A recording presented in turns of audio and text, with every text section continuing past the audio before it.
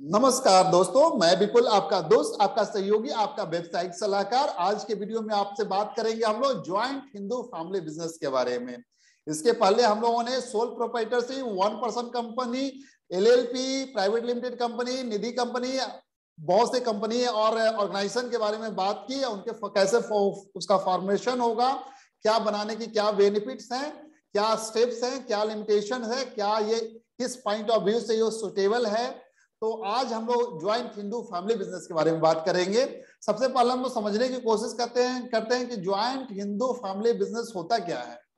तो ये joint Hindu family business एक फॉर्म ऑफ बिजनेस ऑर्गेनाइजेशन है जो इंडिया में पाया जाता है। क्योंकि जहां तक हिंदू जो कॉन्सेप्ट है हिंदू, तो ये इंडिया में ये जो कॉन्सेप्ट है, जो oldest form of the business organization है, जो एक फैमिली बिजनेस होता है, उसको इस ऑर्गेनाइजेशन के द्वारा लोग बिजनेस इसमें करते हैं। It refers to a form of the organization जहां पर business is owned and carried on by the member of the Hindu undivided family. क्योंकि हिंदू फैमिलीज के बारे में ये है, तो इस govern by the Hindu law. The basis of the membership in the business is birth है। इसका जो मेंबरशिप एक्वायर होता है बाय बर्थ, कोई मेंबर अगर इस फैमिली में बॉर्न होता है तो वो इसका मेंबर बनता है। And 3 successive generation can be member in the business. हम लोग आगे देखेंगे इनकम टैक्स का पॉइंट ऑफ व्यू से क्या होता है HUF. Business is controlled by the head of the family who is the eldest member. And इसको कर्ता जो होता है, जो हेड ऑफ द फैमिली, वो इसको मैनेज करता है। All members have equal ownership right over the property of ancestor and they are known as the co-partner. Other members को इसको co-partner करते हैं। तो ये था ज्वाइंट हिंदू फैमिली बिजनेस के बारे में कि क्या होता है ज्वाइंट हिंदू फैमिली। अब हम लोग देखते हैं कि कैसे एचयूएफ एंटिटी जो है, ऑर्गेनाइजेशन है, कैसे ये बनता कैसे है। तो इनकम टैक्स एक्ट के अंदर देखते हैं कि while there are income tax में टैक्स एडवांटेज दिया जाता है for forming an HUF, just like आप इंडिविजुअल को आपको टैक्स बेनिफिट दिया जाता है, तो एचयूएफ को भी सेम सारे जो स्लैब बेनिफिट वगैरह है, डिडक्शन वगैरह है, वो मिलते हैं। तो one person can not form HUF, it can only be form by a family के द्वारा ही ये फॉर्म होता है। एक पर्सन इसको एचयूएफ नहीं बना सकता। ये HUF is automatically created at the time of the marriage. जब मैरिज होता है तो आपका साथ एक फैमिली भी जोड़ती है, तो इसके साथ ही आपका ऑटोमेटिकली एक तरह से क्रिएट हो जाता है। HUF consists of the common ancestor and all his linear descendant and including their wives and unmarried daughters are the members of the HUF family. Hindu, Buddhist, Jain and Sikh can form HUF. ये HUF का entity जो है India में Hindu, Buddhist, Jain and Sikh है, HUF entity बना सकते हैं। मुस्लिम चूंकि मुस्लिम मोहम्मदन लॉ के द्वारा गवर्न होते हैं, तो वो एचयूएफ फैमिली नहीं बना सकते। HUF usually has the asset which come as a gift, will और एंसेस्टर प्रॉपर्टी और property acquired from the sale of the joint family property और property contributed to the common pool by the member of the HUF. इसके द्वारा ये HUF बनता है। अभी हम लोग मोड्स भी देखेंगे। Once HUF is form, it must be formally registered in its name. HUF should have a legal deed. The deed shall contain details of the HUF members and the business of the HUF. A PAN number and the bank account number should be open in the name of the HUF. अब आइए देखते हैं कि HUF बनाने के क्या क्या तरीके हो सकते हैं, कैसे बना सकते हैं एचयूएफ। तो सबसे पहला, blending of the individual property with the family of the hotspot. तो आपका एक ज्वाइंट फैमिली जो प्रॉपर्टी है, उसमें से कोई ब्लेंडिंग करके उससे इंडिविजुअल प्रॉपर्टी बना के उसमें वो एचयूएफ क्रिएट कर सकते हैं। दूसरा, रिसीप्ट ऑफ गिफ्ट, किसी ने गिफ्ट कर दिया, एक दे दिया, ये मतलब मान लीजिए हमने 5000 given to the this HUF, ठीक है, एचयूएफ में हस्बैंड वाइफ, उसके बच्चे हो गए, तो ये इस तरह करके वो एक एग्जिस्टेंस में आ गया, एक एचयूएफ एग्जिस्टेंस में आ गया। या कोई प्रॉपर्टी वगैरह दे दिया आप, तो doing joint labour for the benefit of the HUF, that is also creation of the HUF. And inheritance through a specific bequest under A bill, या फिर partition of a large Hindu undivided family को partition करके, जो छोटा जो part unit हुआ आपका, मान लीजिए सन, उसकी वाइफ, उसके बच्चे, तो ये हो गए आपके एक HUF। Reunion of the separated को पार्टनर, और अगर सेपरेटेड को पार्टनर है वो अपना रीयूनियन किसी प्रॉपर्टी को करके बनाते हैं, क्रिएट करते हैं, that is also a type of the HUF। तो ये देखा हम लोग ने HUF कैसे क्रिएट होता है। अब हम लोग देखते हैं कि कौन कौन से लॉ जो है HUF को गवर्न करते हैं। तो इंडिया के अंदर दो तरह के लॉ हैं, दया भाग एंड मिताक्षरा। तो दया भाग जो लॉ है ये वेस्ट बंगाल एंड आसाम में प्रचलन में है। तो इसके अंदर दया भाग स्कूल ऑफ द लॉ में सन और daughter to acquire the right in the family property after the demise of the father. Father की डेथ के बाद वो प्रॉपर्टी एक्वायर करते हैं। This school of law is practice in the state of the West Bengal and Assam. और वेस्ट बंगाल असम को छोड़कर सारे जो पूरे होल इंडिया में मिताक्षरा लॉ अप्लाई होता है, जिसमें son acquires a right in the family property with the effect of his birth. This school of law is practice throughout the India. तो ये दो तरह के लॉ हैं। तो मोस्ट ऑफ द इंडिया में जो है वेस्ट बंगाल असम को छोड़कर मिताक्षरा लॉ है, जहां पर सन जो है acquire right in the family property with the effect of his birth.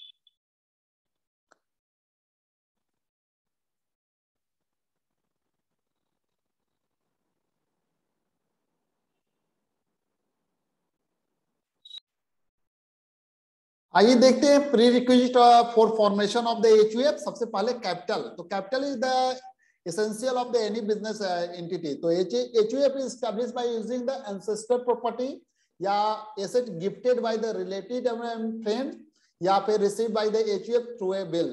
तो इस तरह वो कैपिटल एक्वायर करती है। नेम जो है HUF का, as the name with the establishment of any entity, the name assigned to the HUF shouldn't be in contravention with the any of the specified law। हालांकि कोई ऐसा स्पेसिफिक नहीं है कि आपको कहीं से नेम अप्रूवल लेने की जरूरत पड़ेगी।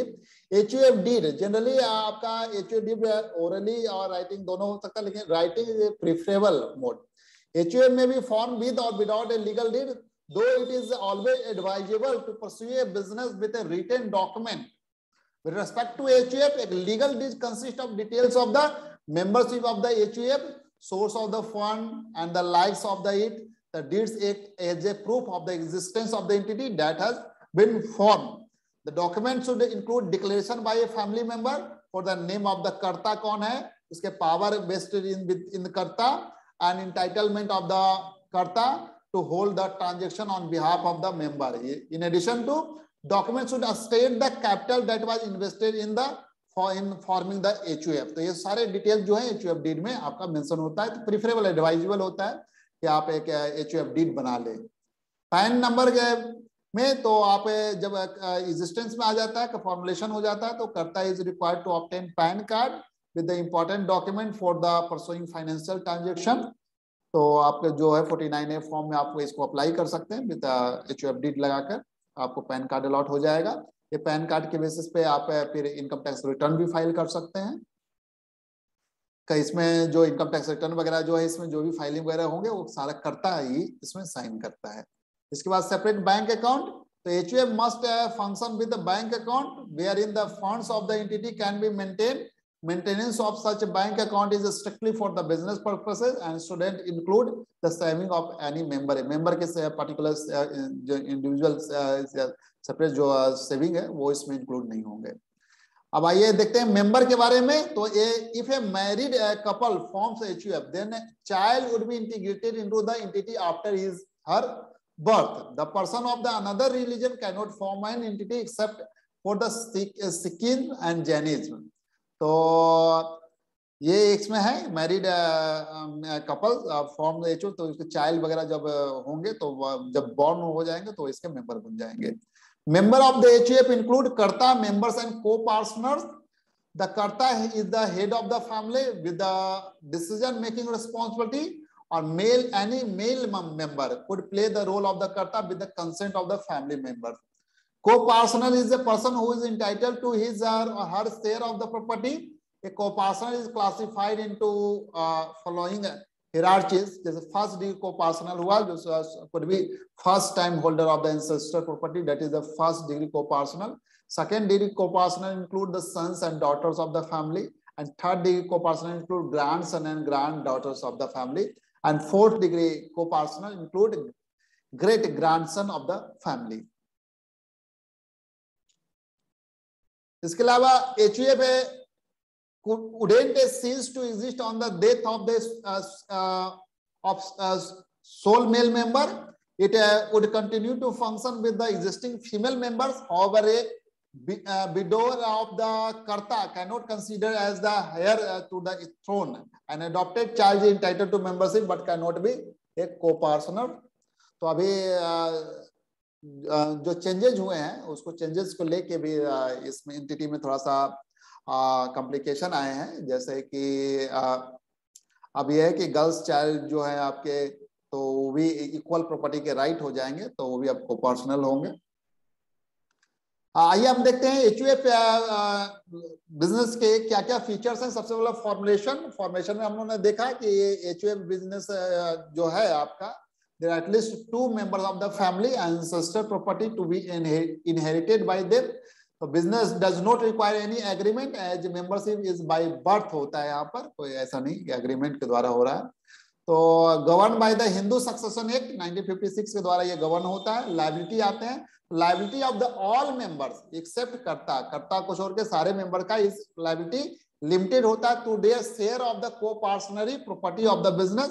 कर्ता हाउएवर हैज अनलिमिटेड लायबिलिटी जो मैनेज करता है। कंट्रोल के केस में control of the family business lies with the karta, he takes all the decision and authorised to manage business, his decision are binding on the other members, वो जो decision लेता है दूसरे मेंबर्स के लिए बाइंडिंग है। कॉन्टिन्यूटी के केस में business continue even after the death of the कर्ता, एज अ नेक्स्ट एल्डेड मेंबर जो होता है वो कर्ता के पोजीशन पे आ जाता है। Living the business stable, so the business can however be terminated with the mutual consent of the member. हालांकि अगर उसको टर्मिनेट करना चाहते हैं तो म्यूचुअल कंसेंट से आप इसको टर्मिनेट कर सकते हैं।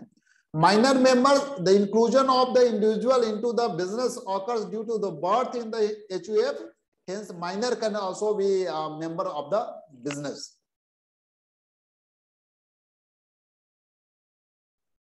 जैसे अभी gender equality in the joint Hindu family, तो रियलिटी क्या है? According to Hindu succession amendment act 2005, daughter of a co-personal of a joint Hindu family shall by birth become a co-personal. At the time of the partition of such a joint Hindu family, the co-personary property shall be equally divided to all the co-personal respective of their gender, male या female हो। The eldest member, male or female, of a joint Hindu family shall become a karta. Married daughter has equal right of in the property of a joint Hindu family। तो ये है हमारा अच्छा after amendment होने के बाद ये situation है। आइए देखते हैं मेरिट। इफेक्टिव कंट्रोल, तो कर्ता का इसमें एब्सोल्यूट डिसीजन मेकिंग पावर होता है, तो कंट्रोल होता है। अगर this avoid conflict among the member as no one can interfere with the right to decide. This also lead to promote and flexible decision making. Second, continued business existence. The death of the karta will not affect the business as next eldest member will take up position. Hence, operation are not terminated and continuity of business is not threatened. And limited liability of the member, liability of the all the co-personal except karta is limited to their share in the business, and consequently risk is well defined and precise, and increase loyalty and the cooperation. Since the business is run by the members of their family, there is a greater sense of the loyalty towards one another. Pride in the growth of the business is linked to the achievement of the family. This helps in the securing better cooperation from all the members. Tax rate, तो tax rate इसका जो individual का जो tax rate होता है वही HUF का tax rate होता है, वही स्लैब इस पर एप्लीकेबल होता है। से 2.5 लाख तक नील है आपका, 2.5 लाख से 5 लाख तक आपका 5% है। उसके बाद 5 लाख से 10 लाख तक 20% है, और 10 लाख से ऊपर जो है आपका 30% है। तो ये स्लैब आपका होता है। इसके अलावा डिडक्शन वगैरह भी आपको सेम जैसा इंडिविजुअल को मिलता है उसी तरह HUF को मिलता है। लिमिटेशन देखते हैं। आइए, लिमिटेड रिसोर्सेज, चूंकि ज्वाइंट हिंदू फैमिली बिजनेस है, face the problem of the limited capital as it depend mainly on ancestor property. This limit the scope of the expansion of the business And second, unlimited liability of the karta. Because karta is a burden not only with the responsibility of the decision making and management of the business, but also suffer disadvantage of having unlimited liability. Personal property can be used to repay business debt है तो दिया जा सकता है, चूंकि unlimited liability होता है कर्ता का। तो ये इसका एक ड्रॉबैक है। डोमिनेंस ऑफ द कर्ता, कर्ता individually manages the business which में eight times not be acceptable to the other members. This may cause conflict amongst them and may lead to break down the family unit. तो इस तरह के problem हो सकते हैं। Limited managerial skills, since a karta cannot be an expert in all the area of the management, the business may suffer as a result of the his unwise decision. His inability to decide effectively may result into poor profit or even losses for the organization. The joint Hindu family business is on the decline because of the diminishing number of the joint Hindu families in the country. तो अभी ये business का मतलब इस entity में लोग बहुत कम अभी लोग बिजनेस करते हैं। तो ये थे, हम लोगों ने देखा ज्वाइंट हिंदू फैमिली क्या होती है, इसके कैसे हम इसको फॉर्मुलेट करते हैं और क्या क्या इसके फीचर्स हैं, मेरिट्स हैं और क्या क्या इसके लिमिटेशंस हैं। In case of any query in regarding HUF formulation और taxation aspect, you may drop your query or dot in the comments box. We will try to reply in due time. Thank you so much for watching this video.